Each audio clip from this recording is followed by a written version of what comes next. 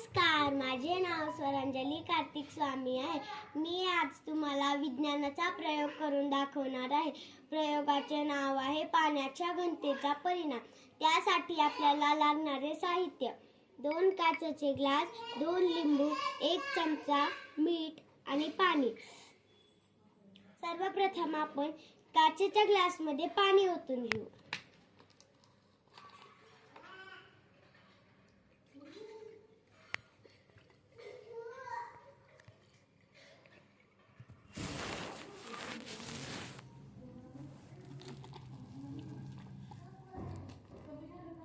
आता आपण एका ग्लासमध्ये 1 लिंबू टाकू.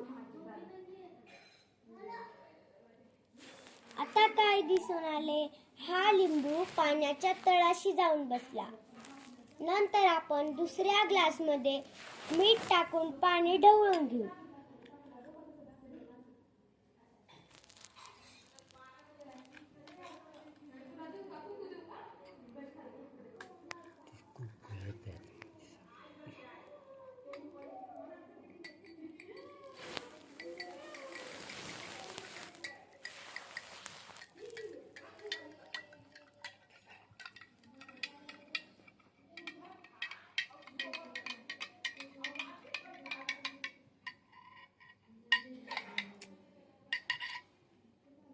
आता आपण दुसऱ्या ग्लासमध्ये दुसरा लिंबू टाकू.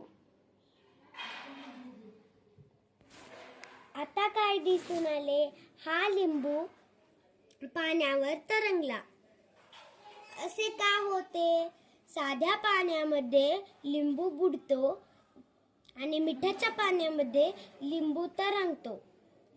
कारण साध्या पाण्यामध्ये लिंबूची घनता ही साध्या पाण्याच्या घनतेपेक्षा जास्त असते, त्यामुळे हा लिंबू बुडला.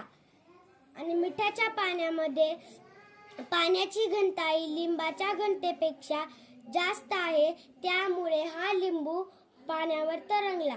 या प्रयोगावरून असे निष्कर्ष होते की साध्या पाण्यामध्ये लिंबू बुडतो आणि मिठाच्या पाण्यामध्ये लिंबू तरंगतो. धन्यवाद.